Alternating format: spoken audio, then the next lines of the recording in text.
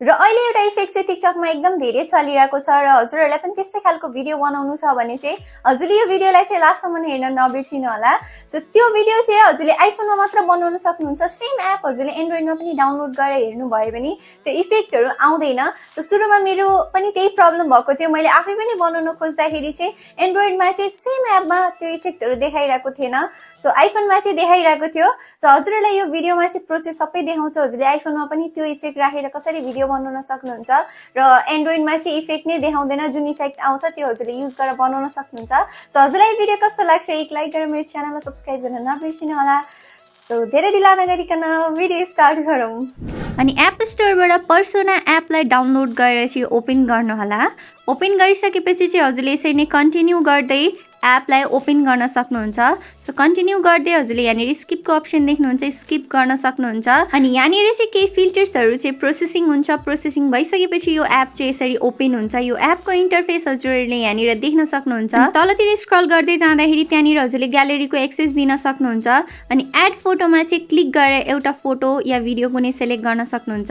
मैले यो भिडियो चाहिँ यहाँनिर सेलेक्ट गरेको छु, हजुरले हेर्न सक्नुहुन्छ। विदाउट फिल्टर यो भिडियो यस्तो देखिन्छ। अब तलपट्टि हजुरले चुजको अप्सन मा क्लिक गरेर यो भिडियोलाई चाहिँ इम्पोर्ट गर्नु होला। अनि यस्तै गरी हजुरले तलपट्टि धेरै खालको इफेक्टहरू देख्न सक्नुहुन्छ र हजुरले यहाँबाट डाउनलोड गर्दै हजुरले एप्लाई गर्न सक्नुहुन्छ आफ्नो भिडियोमा। सो मैले नर्मली यहाँनिर सबै इफेक्टहरू एप्लाई गरेर देखाइरहेको छु। हजुरले देख्न सक्नुहुन्छ यही इफेक्टहरू हो जुन हजुरले एकदम धेरै अहिले ट्रेन्डिङमा देखिरहनु भएको छ टिकटकहरूमा। अब यसरी नै इफेक्टहरू राख्दै हजुरले साइडमा एडजस्टको अप्सन देख्नुहुन्छ। हजुरले धेरै इफेक्ट राख्नुभयो भने अलि बढी नै देखिन्छ। सो हजुरले एडजस्ट गरेर पनि राख्न सक्नुहुन्छ। अनि फाइनली मैले आफ्नो चाहिँ यहाँनिर भिडियोमा इफेक्ट राखेर एडजस्ट गरिसकेको छु। स्क्रिनमा लङ प्रेस गर्नुभयो भने त्यहाँनिर बिफोर एन्ड आफ्टर देखिन्छ। सो बिफोर यस्तो छ एन्ड आफ्टर यस्तो हुन्छ र मलाई चाहिँ राम्रो लाग्यो। त्यसपछि हजुरले माथि सेभको अप्सनमा क्लिक गरेर सेभ गर्न सक्नुहुन्छ।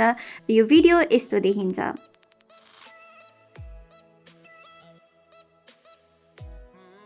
अनि यो इफेक्ट राखेर भिडियो एडिट गर्ने प्रोसेस चाहिँ यही हो। धेरै गाह्रो छैन। हजुरले जस्ट इन वन क्लिक बनाउन सक्नुहुन्छ र यो इफेक्ट राखिसकेपछि भिडियो पनि एकदम धेरै राम्रो देखिन्छ।